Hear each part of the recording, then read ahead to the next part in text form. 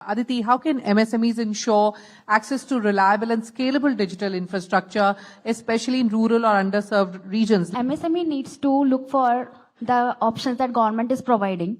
Government are taking a lot of initiatives in the rural areas, smaller places like training sessions and working with NGOs to provide the educational toolkits as well as different robotics workshops. I'm being from a small town. I have seen the changes happened over a decade. Tools and technologies are available, but we just need to believe in like there is a talent in rural areas and we need to definitely uplift them by the digitalization initiatives that MSMEs can take.